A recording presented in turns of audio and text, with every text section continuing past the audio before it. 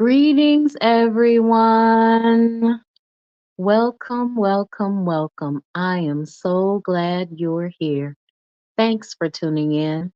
Tonight, we'll be starting Up from Slavery by Booker T. Washington, his autobiography. Greetings. My name is the Revolutionary Matron, and my show is called The Learning Curve. I broadcast on a network called KWAZ Radio. There are other hosts on the network I'd like you to meet. Greetings, everyone. This is Koku from the Bitter Medicine Podcast, inviting you to tune in to the Bitter Medicine Podcast on KWAZ Radio. Peace, family. This is Oni, inviting you to listen to the Pro-Black Perspective, where black problems are addressed with black solutions. This is D Webb with the Harsh Reality Podcast, asking you to tune in where we tackle the news of the day that affects our community, only on KWAZ Radio. The views, thoughts, and opinions expressed here belong solely to the respondent, and they do not necessarily reflect any broadcast networks, affiliates, nor sponsors.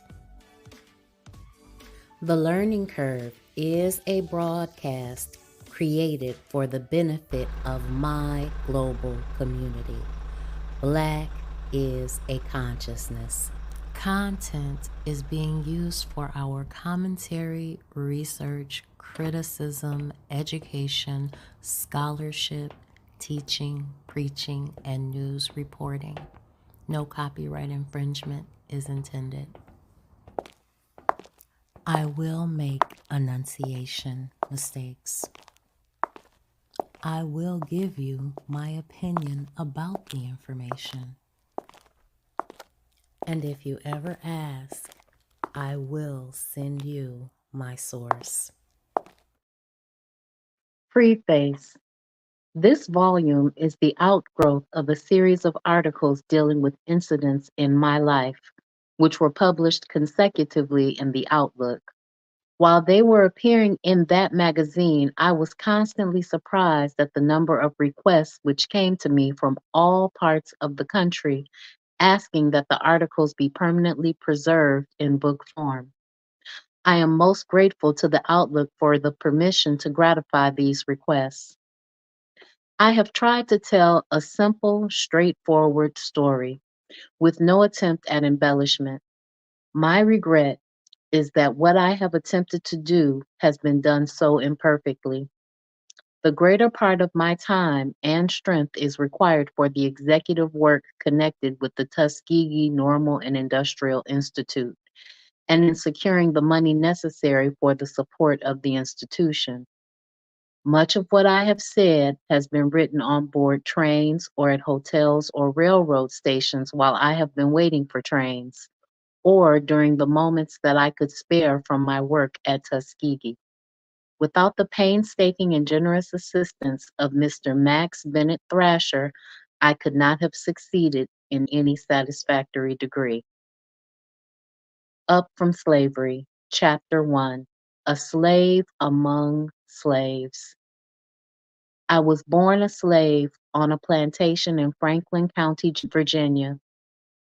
I am not quite sure of the exact place or exact date of my birth, but at any rate, I suspect I must have been born somewhere at some time. As nearly as I have been able to learn, I was born near a crossroads post office called Hales Ford, and the year was 1858 or 1859. I do not know the month or the day. The earliest impressions I can now recall are of the plantation and the slave quarters, the latter being part of the plantation where the slaves had their cabins. My life had its beginning in the midst of the most miserable, desolate, and discouraging surroundings. This was so, however, not because my owners were especially cruel, for they were not, as compared to many others. I was born in a typical log cabin, about 14 by 16 square feet. In this cabin, I lived with my mother and a brother and a sister till after the Civil War, when we were all declared free. Of my ancestry, I know almost nothing. In the slave quarters, and even later, I heard whispered conversations among the colored people about the tortures which the slaves, including no doubt my ancestors on my mother's side, suffered in the Middle Passage of the slave ship while being conveyed from Africa to America. I have been unsuccessful in securing any information that would throw any accurate light upon the history of my family beyond my mother. She, I remember, had a half brother and a half sister. In the days of slavery, not very much attention was given to family history and family records, that is, Black family records. My mother, I suppose, attracted the attention of a purchaser who was afterward my owner and hers. Her addition to the slave family attracted about as much attention as the purchase of a new horse or cow. Of my father, I know even less than of my mother. I do not know his name. I have heard reports to the effect that he was a white man who lived on one of the nearby plantations. Whoever he was, I never heard of his taking the least interest in me or providing in any way for my rearing. But I do not find a special fault with him. He was simply another unfortunate victim of the institution which the nation unhappily had engrafted upon it at that time. The cabin was not only our living space, but was also used as the kitchen for the plantation. My mother was the plantation cook. The cabin was without glass windows. It only had openings in the side which let in the light and also the cold, chilly winter air. There was a door to the cabin, that is, something that was called a door, but the uncertain hinges by which it hung and the large cracks in it, to say nothing of the fact that it was too small, made the room very uncomfortable. In addition to these openings, there was in the lower right-hand corner of the room the cat hole, a contrivance which almost every mansion or cabin in Virginia possessed during the antebellum period. The cat hole was a square opening about 7 by 8 inches, provided for the purpose of letting the cat pass in and out of the house at will during the night. In the case of our particular cabin, I could never understand the necessity for this convenience, since there were at least half a dozen other places in the cabin that would have accommodated the cats. There was no wooden floor in our cabin, the naked earth being used as a floor. In the center of the earthen floor, there was a large, deep opening covered with boards, which was used as a place in which to store sweet potatoes during the winter. An impression of this potato hole is very distinctly engraved upon my memory, because I recall that during the process of putting the potatoes in or taking them out, I would often come into possession of one or two, which I roasted and thoroughly enjoyed. There was no cooking stove on our plantation, and all the cooking for the whites and slaves my mother had to do over an open fireplace, mostly all the pots and skillets, while the poorly built cabin caused us to suffer with the cold in the winter. The heat from the open fireplace in summer was equally trying. The early years of my life, which were spent in the cabin, were not very different from those of thousands of other slaves. My mother, of course, had little time in which to give attention to the training of her children during the day. She snatched a few moments for our care in the early morning before her work began and at night after the day's work was done. One of my earliest recollections is that of my mother cooking a chicken late at night and awaking her children for the purpose of feeding them. How or where she got it, I do not know. I presume, however, it was procured from our owner's farm. Some people may call this theft. If such a thing were to happen now, I should condemn it as theft myself. But taking place at the time it did, and for the reason that it did, no one could ever make me believe that my mother was guilty of thieving. She was simply a victim of the system of slavery. I cannot remember having slept in a bed until after our family was declared free by the Emancipation Proclamation. 3 children, John, my older brother, Amanda, my sister, and myself, had a pallet on the dirt floor, or to be more correct, we slept in and on a bundle of filthy rags laid upon the dirt floor. Greetings, forecast. How are you tonight? I was asked not long ago to tell something about the sports and pastimes that I engaged in during my youth.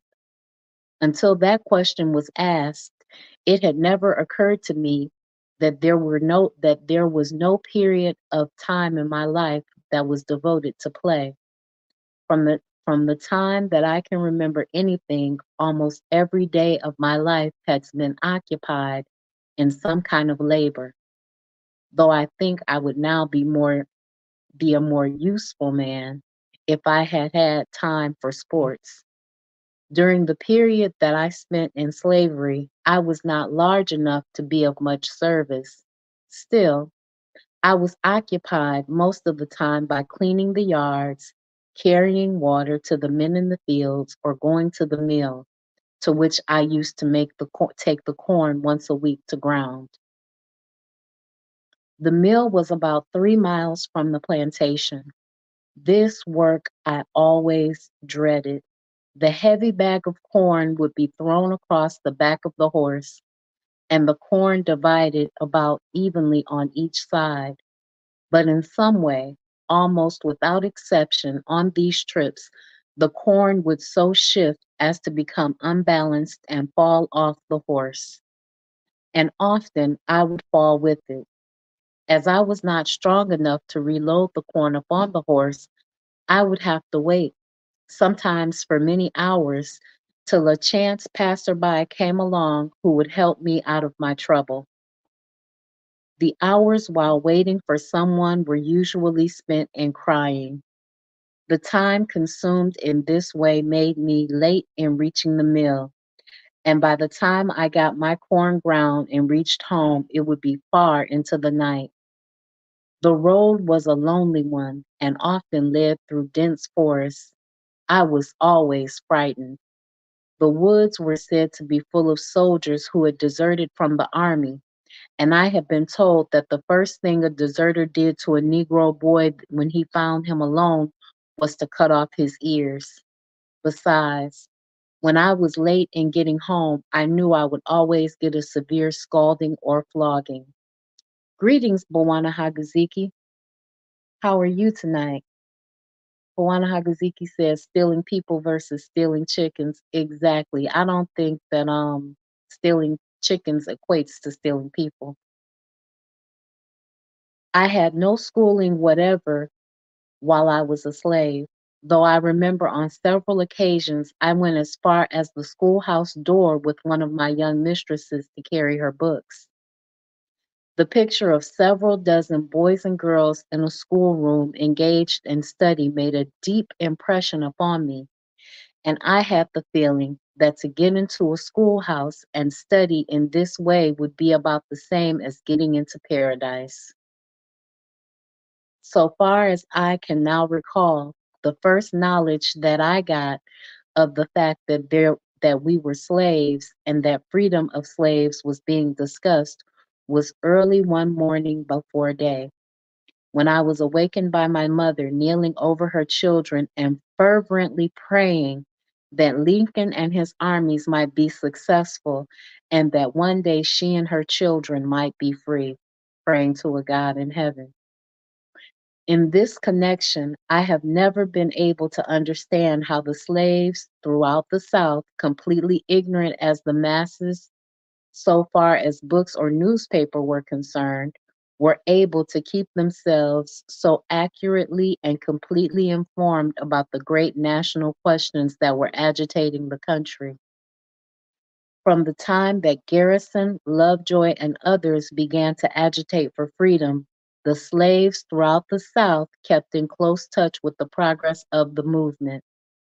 Though I was a mere child during the preparation for the Civil War and during the war itself, I now recall many late at night whispered discussions that I heard my mother and other slaves on the plantation indulge in.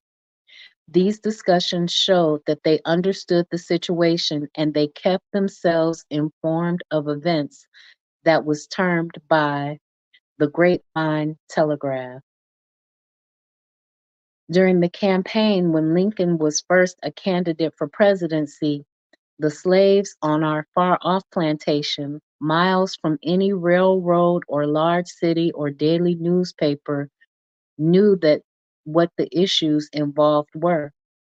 When war was begun between the North and South, every slave on our plantation felt and knew that though our issues were discussed, one primal one, the primal one was that of slavery. Even the most ignorant members of my race on the remote plantations felt in their hearts with a certainty that admitted no doubt that the freedom of the slaves would be the one great result of the war if the Northern armies conquered. Every success of the Federal armies and every defeat of the Confederate forces was watched with the keenest and most intense interest.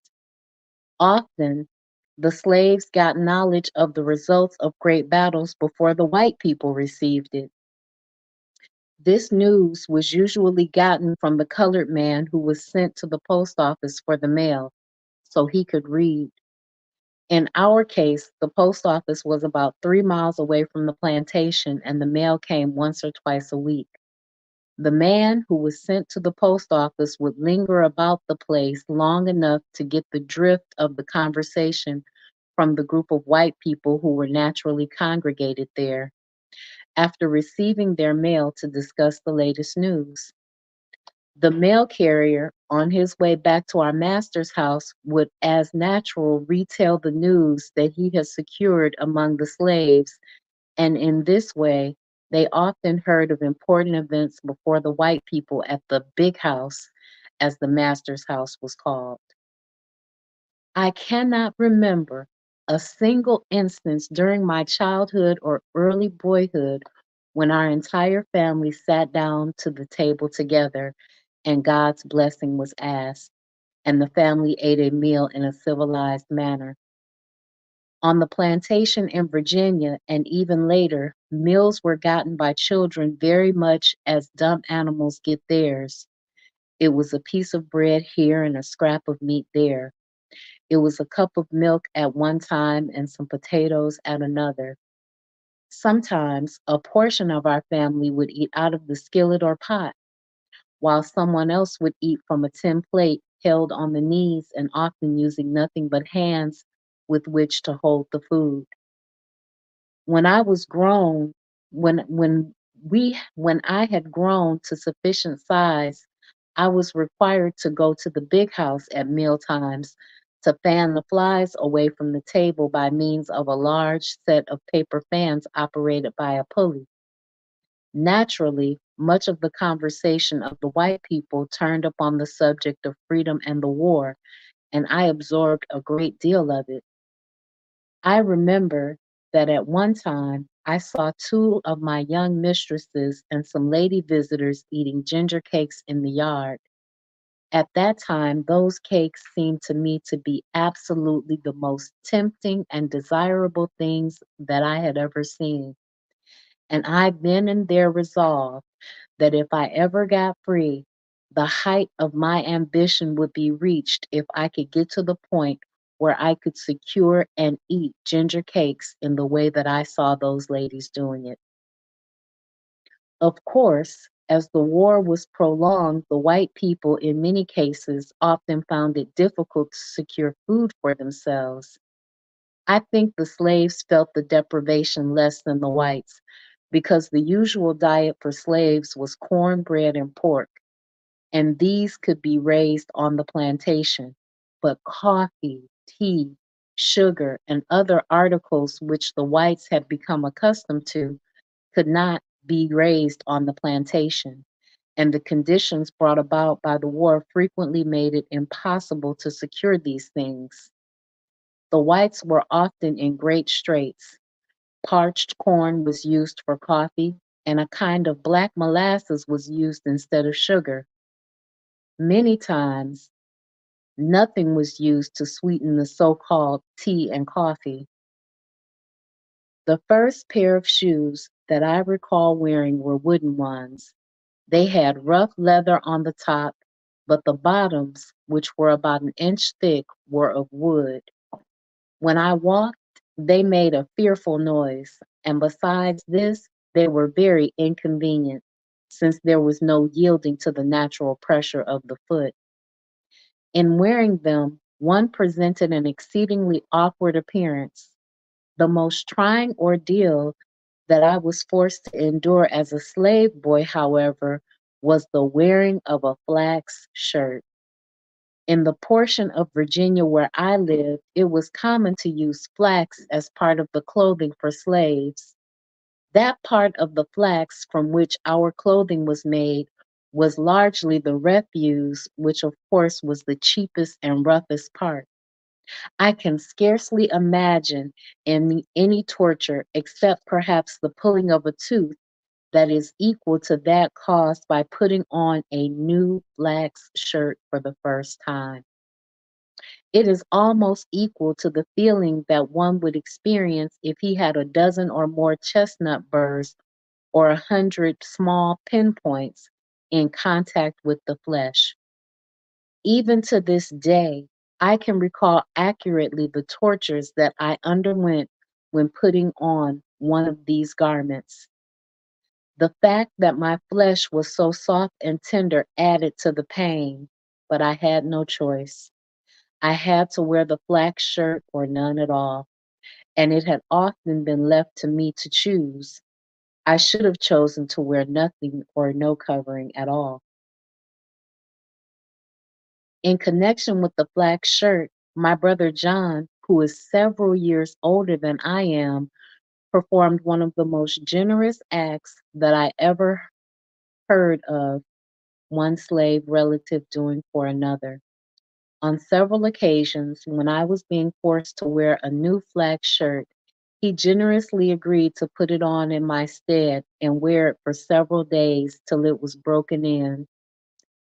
Until I had grown to be quite a youth, this single garment was all I wore. One may get the idea from what I have said that there was bitter feeling toward the white people on the part of my race, because of the fact that most of the white population was away fighting in a war which would result in keeping the Negro in slavery if the South was successful. In the case of the slaves on our place, this was not true. And it was not true of any large portion of the slave population in the South where the Negro was treated with anything like decency. During the Civil War, one of my young masters was killed and two were severely wounded. I recall the feeling of sorrow which existed among the slaves when they heard of the death of Mars Billy. It was no sham sorrow, but real. Some of the slaves had nursed Mars Billy, others had played with him when he was a child. Mars Billy had begged for mercy in the case of others when the overseer or master was thrashing them. The sorrow in the slave quarter was only second to that in the big house. When the two young masters were brought home wounded, the sympathy of the slaves was shown in many ways. They were just as anxious to assist in nursing as the family relatives of the wounded. Some of the slaves would even beg for the privilege of sitting up at night to nurse their wounded masters. This tenderness and sympathy on the part of those held in bondage was a result of their kindly and generous nature. In order to defend and protect the women and children who were left on the plantations when the white males went to war, the slaves would have laid down their lives. The slave who was selected to sleep in the big house during the absence of the males was considered to have the place of honor. Anyone attempting to harm young mistress or old mistress during the night would have to cross the dead body of a slave to do so. I did not know how many have noticed it, but I think that it would be found to be true that there were a few instances, either in slavery or freedom, in which a member of my race has been known to betray a specific trust. Greetings, Anthony McPhail. How are you tonight? As a rule, not only did the members of my race entertain no feelings of bitterness against the whites before and during the war, but there are many instances of Negroes tenderly caring for their former masters and mistresses who for some reason have become poor and dependent since the war. I know of instances where the former masters of slaves have for years been supplied with money by their former slaves to keep them from suffering. I have known of still other cases in which the former slaves have assisted in the education of the descendants of their former owners. I know of a case on a large plantation in the South in which a young white man, the son of the former owner of the estate, has become so reduced in purse and self-control by reason of drink that he is a pitiable creature, and yet, notwithstanding the poverty of the colored people themselves on this plantation, they have for years supplied this young white man with the necessities of life. One sends him a little coffee or sugar, another a little meat, and so on. Nothing that the colored people possess is too good for the son of old Mars Tom, who will perhaps never be permitted to suffer while any remain on the place who knew directly or indirectly of old Mars Tom. So as you can see, there was a level of loyalty that Booker T. Washington saw and experienced at the hands of the formerly enslaved. But I wonder, were those the sharecroppers told that they had to give a portion of their belongings to these white people in order to stay on the place? I have said that there are few instances of a member of my race betraying a specific trust. One of the best illustrations of this, which I know of, is in the case of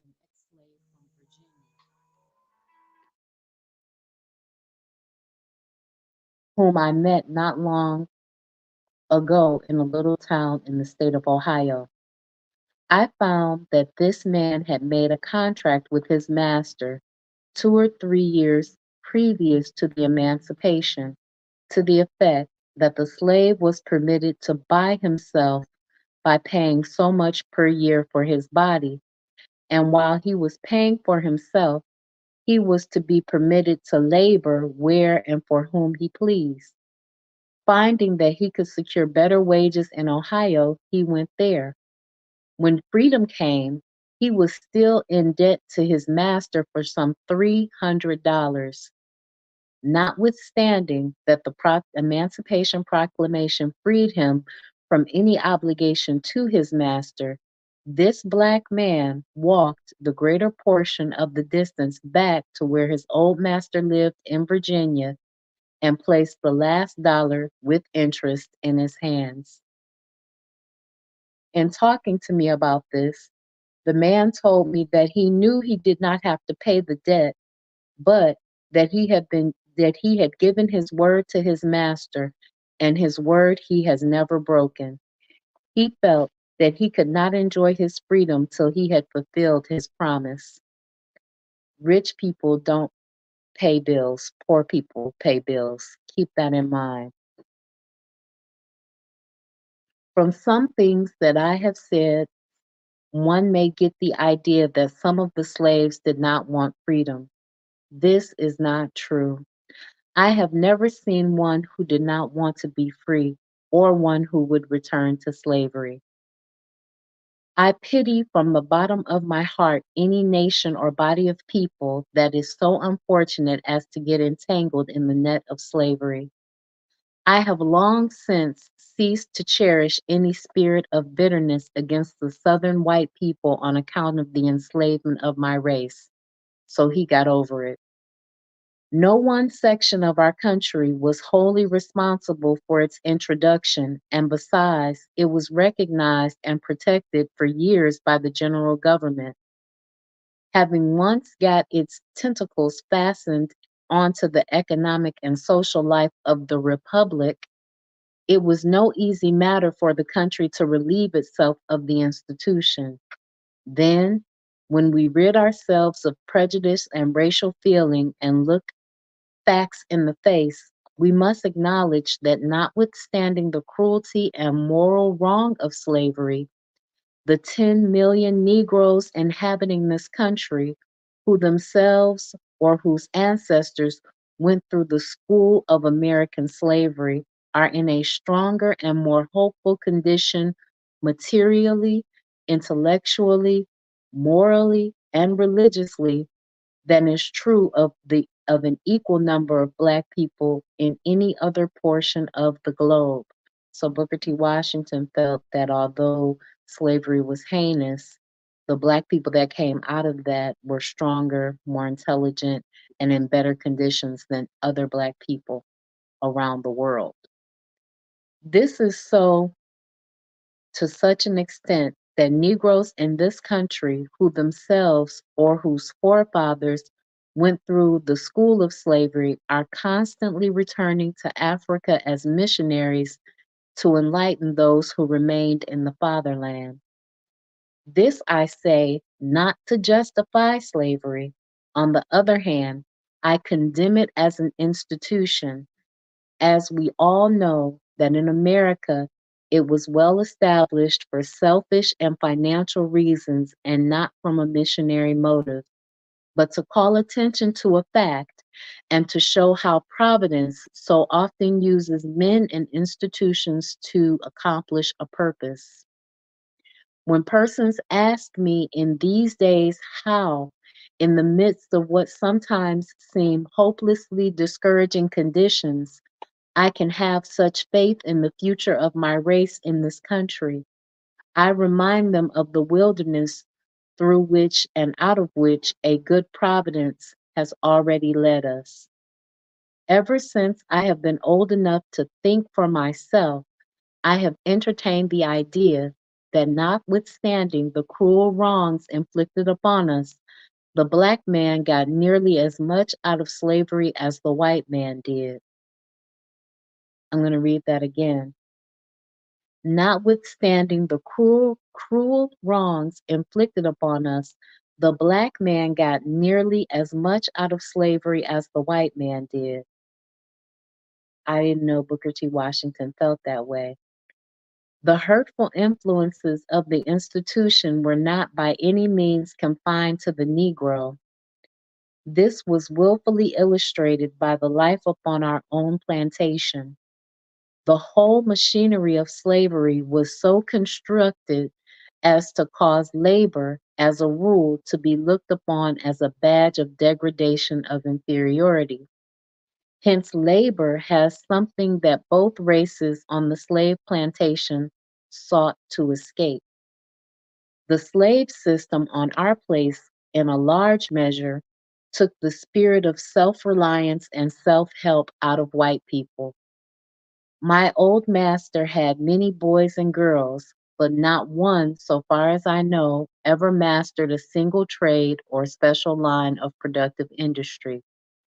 The girls were not taught to cook, sew, or take care of the house. All of this was left to the slaves. The slaves, of course, had little personal interest in the life of their plantation, and their ignorance prevented them from learning how to do things in the most improved and thorough manner.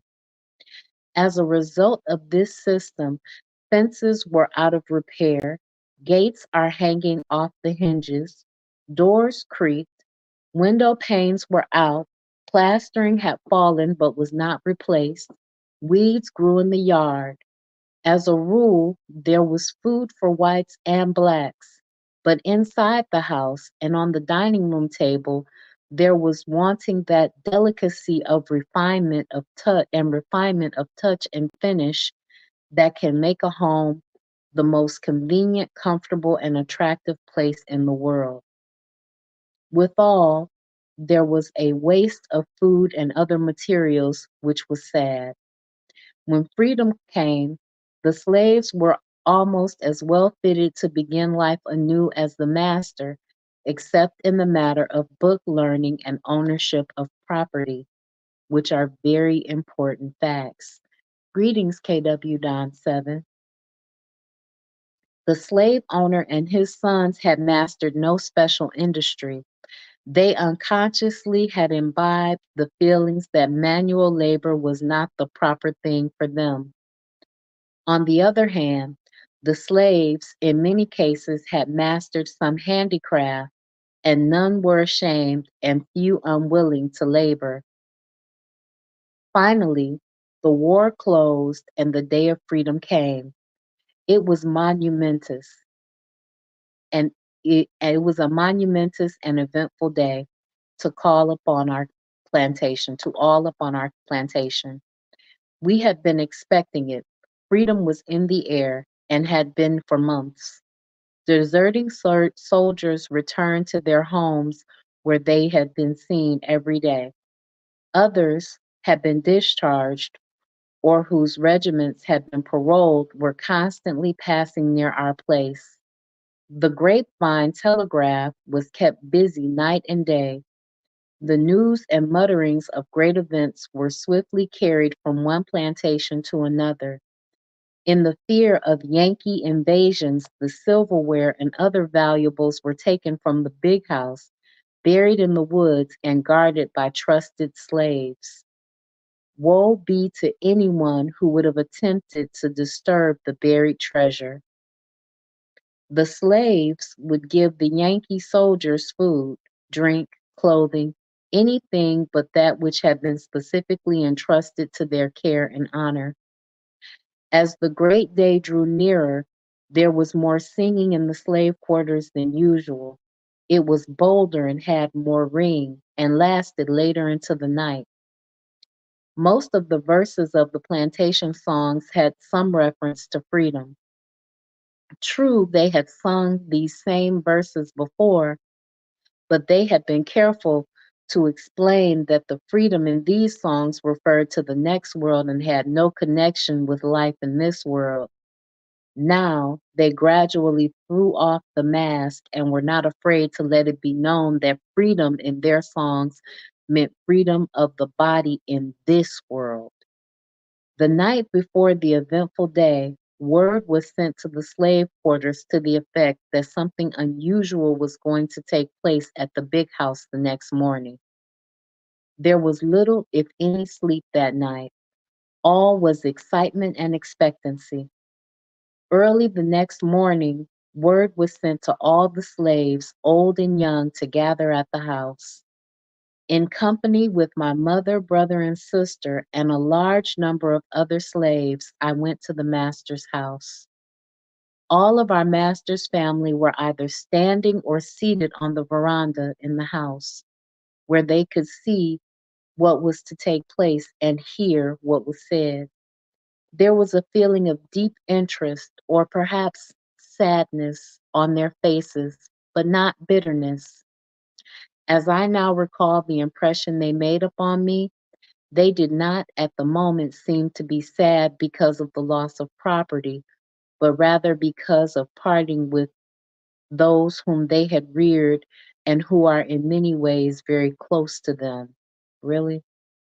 The most distinct thing that I can now recall in connection with the scene was that some man who seemed to be like a stranger, a United States officer, I presume, made a little speech and then read a rather long paper, the Emancipation Proclamation, I think. After the reading, we were told that we were all free and could go when and where we pleased. My mother, who was standing by my side, leaned over and kissed her children while tears of joy ran down her cheeks. She explained to us what it all meant, that this was the day for which she had so long prayed, but fearing that she would never live to see. For some minutes, there was a great rejoicing and thanksgiving and wild scenes of ecstasy, but there was no feeling of bitterness. In fact, there was a pity among the slaves for our former owners. The wild rejoicing on the part of the emancipated colored people lasted but for a brief period, for I noticed that by the time they returned to their cabins, there was a change in their feelings. The great responsibility of being free, of having charge of themselves, of having to think and plan for themselves and their children seemed to take possession of them. It was very much like suddenly turning a youth of 10 or 12 out onto the world, into the world to provide for himself. In a few hours, the great questions with which the Anglo-Saxon race have been grappling for centuries have been thrown upon these people to be solved. These were the questions of a home, a living, the rearing of children, education, citizenship, and the establishment and support of churches. Was it any wonder that within a few hours the wild rejoicing ceased and a feeling of deep gloom seemed to pervade the slave quarters? To some, it seemed that now they had freedom, they were in actual possession of it. Freedom was a more serious thing than they had expected to find it. Some of the slaves were 70 or 80 years old. Their best days were gone. They had no strength with which to earn a living in a strange place and among strange people, even if they had been sure where to find a new place of abode. To this class, the problem seemed especially hard. Besides, deep down in their hearts, there was a strange and peculiar attachment to old Master and Mrs. and to their children, which they found it hard to think of breaking off. With these, they had spent in some cases nearly half a century, and it was no light thing to think of parting. Gradually, one by one, stealthily at first, the older Black slaves began to wander from the slave quarters back to the big house to have whispered conversations with their former owners as to their future. And that's the end of chapter 1. You guys know I try to hold you for an hour, so let's talk about what he actually was saying. Owana Hagusiki says, I think he was talking about the useful skills for America, not necessarily in Africa. In Africa, I'm thinking different kinds of skills was necessary for that environment. I agree. The forecast and Moana Haguziki have been having an interesting conversation in the chat. The forecast says, thank God for slavery. Moana Haguziki says, I think he was talking about slaves learning skills from their manual labor. That's a possibility. I think that he was talking about them learning skills and them actually being more independent because they had to grow their own food. So they knew the mechanisms of which gaining and processing food, growing food, cooking, cleaning the house, they knew a lot of things that the slave owners actually just forfeit forfeited over to them. A lot of roles that they just they were too good to do.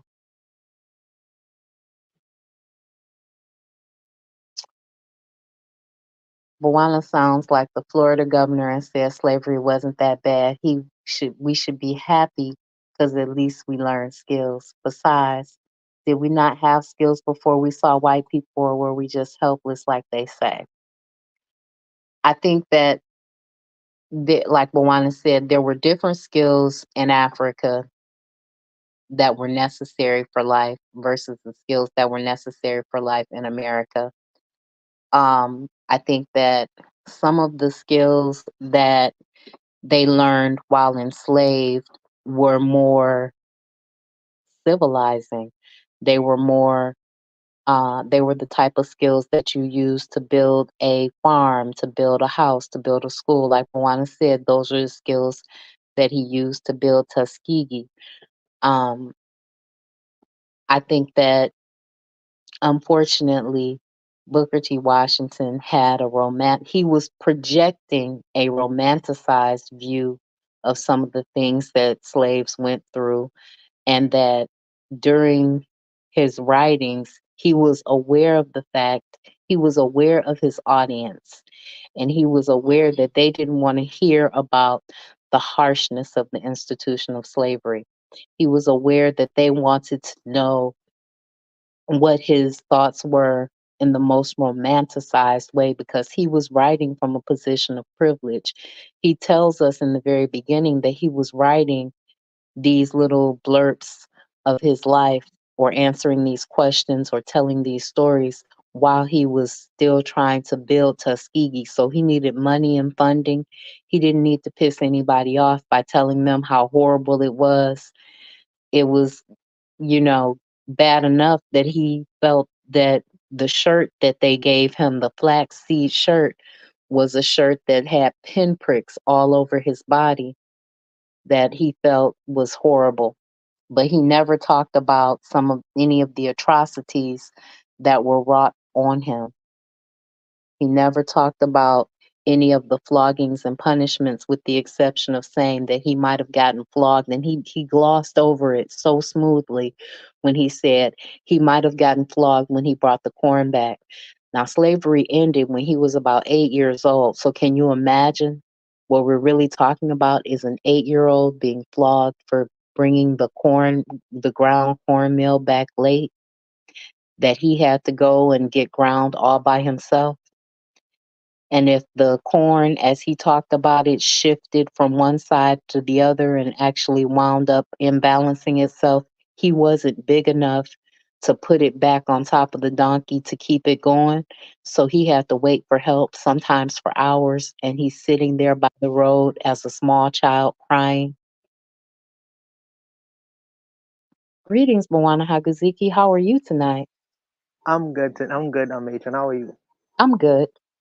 That's awesome. That's awesome. I just wanted to make a statement because I don't want it to seem like I'm trying to exalt slavery. Hmm. But what I would say is that out of slavery, the labor force, primarily us, who was involved in slavery, did make learn a whole lot of skills and skill sets out of slavery. And I can't say that I was a plus.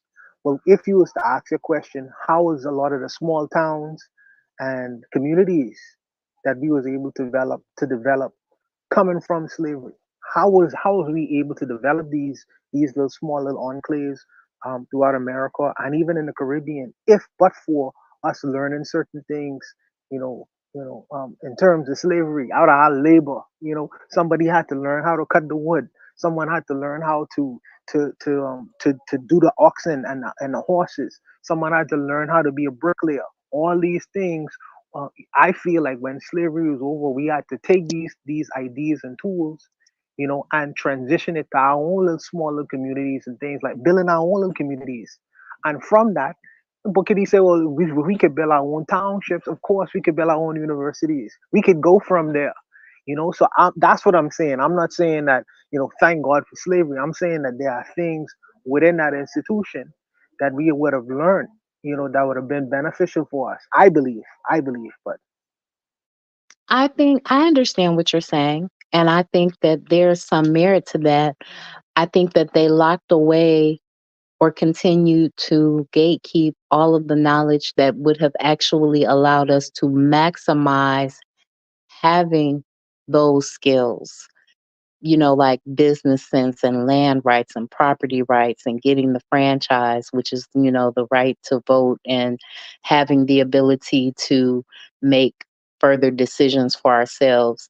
So, traditional education, the education that they were giving their children was information that they were locking away from us. And yes, we had these skills and we could build our own little towns, but there still would be the problem of whenever we interacted with them, we were not prepared because they could always say, oh, there's this law prohibiting this, or there's this law not allowing you to do that, or there's this law that says you can't, you don't have a right, or you don't know how to read this contract. You don't know legalese, so you don't understand the terms of this contract and things like that. But yeah, I agree, there were some useful life skills that were learned throughout slavery that they could use to best benefit themselves and build themselves up. It's just that it's at the point of integration that we have these problems, because at the point that we bring labor to their knowledge where they need labor but they don't value labor, that we get cheated. But I understand when you say that there should be a balance between academic education and practical education in terms of using your hands, using technology, using things of that nature. I understand there should be a balance because it's one thing to build a house, but it's another thing in writing terms of a contract to understand how much I should be paid in building this house. That's a fact, and I think that there should be a delicate balance in terms of integration. You know, black black people decided to integrate. It wasn't no Yeah, one forced.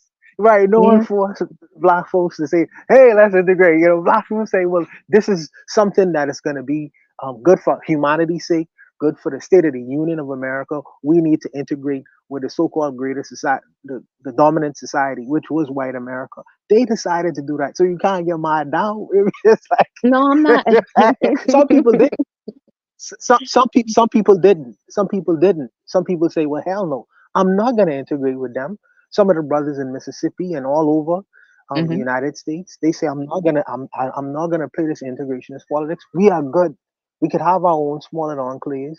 We could have our smaller communities. Some of them wasn't about that Dr. Martin Luther King lifestyle. They was fine and perfectly comfortable with having their own little industries and own little enclaves and doing their own thing. And I feel like that would have been a good thing if you calculate that up into 2024. How further could the black community would have gotten if they decided not necessarily to go the road of integration and just remains as a separate entity unto themselves. So when people travel to America, instead of going to McDonald's and all the European companies and restaurants, we'd have had our own little African American town, where black people from out of America would have flied. I would have flied into Atlanta to go to a black KFC or a black Popeye if these things were I know would have been available. But I think that, like you say, going through the developmental stages and processes, the blacks decided to integrate into the European kinds of infrastructure rather than creating something outside of that idea. You understand what I'm saying or no? I do understand what you're saying. And I think that, you're right. We would have had, if we had chosen to not integrate, we would have had something different because, even in looking at the hotel and entertainment industry, Idlewise and in Detroit, Black Bottom, and some of the other things that we had our own hotels, we had our own transportation companies. But do you think that integration allowed us to progress in any way? Because I think that it was just another race to the bottom because they weren't going to give us the knowledge and information needed to progressive steps on our own. If we had continued to have this separate, at some point integration has to happen, whether it's for information's sake, and then you take that back to the community, or for the larger, greater society's sake. And I think we would have been better off integrating in small numbers for the sake of progress on our part so that we actually had a competing system with their system, and that they weren't going to let that happen. Okay. Okay. Well, and I understand that. Like you say, if you want to be a part of the union, this is what the union is going to do. I Mm-hmm. understand that. And you see things like Alabama and Mississippi, where Mm-hmm. these enclaves will say, well, we're not going to participate. We're going to have our little small little white enclaves, and it's to a degree there's a lot of um, stunted growth. They are very anti-development. I feel like they didn't move along with the rest of America, and because of that, if you go into these little places, you see a lot of I don't see what's the word for it? What's the word for it? Backwardsness. You see a lot of Mm-hmm. backwardsness, and I think that I would agree to that to a degree, but I would also say, you know, within the black community, you would have very intelligent people, who would have took in leadership roles and leadership positions and say, hey, know, yes, we want to be separate. Yes, we want to be by ourselves. Are we gonna recruit certain people to do certain things within our community? The smartest among us. I think that somebody was talking about the talented 10th. What's the guy's Mm-hmm. name? Mm-hmm. I forget his name now. W.B. Du Bois. W.B. Du Bois saying that, well, if we're going to remain separate, let's use our so-called intellectual class. Let's use the intelligent among us to kind of spread that information. People like yourself who reading on a daily basis and educating Mm-hmm. the masses of black people and giving them some insights into how to look at the world. Now, you're doing it on a very elementary level, but I Mm-hmm. think that, intelligent people, the intelligentsia within our groups could do it on a academic level, on an intellectual level, on a scientific level, and spread the information as well. You see, the Jewish community, they integrate, but they kind of like very separate. They they have their own schools, They they have have their their own own schools, and hospitals, and they have their own economy. hey, they And have their own economy. How is they able to do that, and we are not? That's the question. Are they special people? they're not special people. I think that they continue to hold on to, and they continue to hold on to their cultural backgrounds, because most Jewish people are told how to dress, what to eat, where to go, and things like that. And then they have a specific set of suppliers that they use for those things. So you are not going to catch a Jewish person usually going to a non-Jewish tailor. You're not going to catch them going to shop at non-Jewish stores, or that, they even have certification processes. Okay, this is kosher, this is not kosher. And to be marked as kosher, you have to buy into their economy. And we don't have that same infrastructure available. Okay, okay. I'm just my question is, how are they some of the smartest people, and they have not played the so-called integrationist game like we have? And it seemed like on every level, academically, socially, technologically, we are behind, and we are playing the so-called integrationist game. Yet they have not, and neither have the Chinese, by the way. Within Hmm. America, they have not played the integrationist game, and these people, it would seem, at the top of the top. What's going on? It seems like we are playing the wrong game. So the whole idea for me of integration has been a mistake. I think, that's just me. I think it's been a big mistake. And when you say, well, how would we be able to compete, but for us not playing the integrationist game? Are we competing right now? We playing the game. Are we competing right now? Yeah, are we competing? I don't think so. I don't think so. I would agree with you. We're not competing. We're pedaling backwards, as you often have said.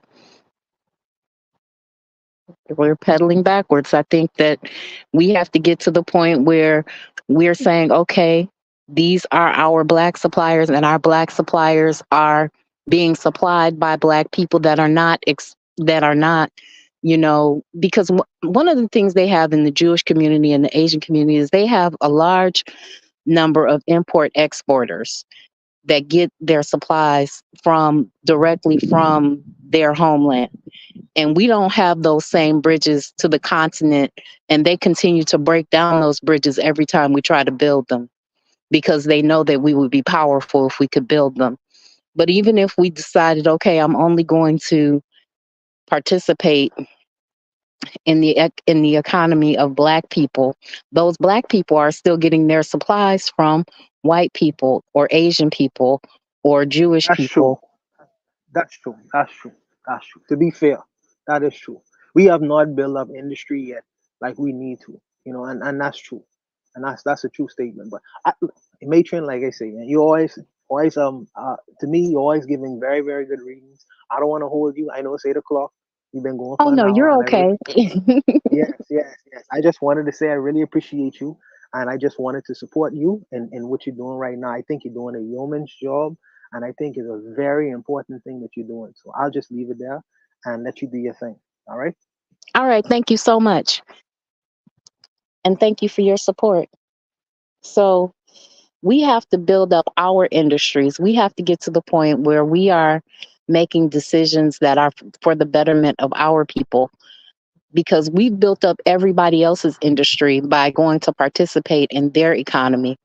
And we don't even have our own wholesalers. We don't even go to Black shops. There are a lot of things that we don't do. And these are the same ideas that Marcus Garvey had with the steamships. But as you saw what happened with him and the steamships. They sold him old ships. Well, we have the ability to buy new ships now. We have the ability to communicate directly with the continent. Are we doing that?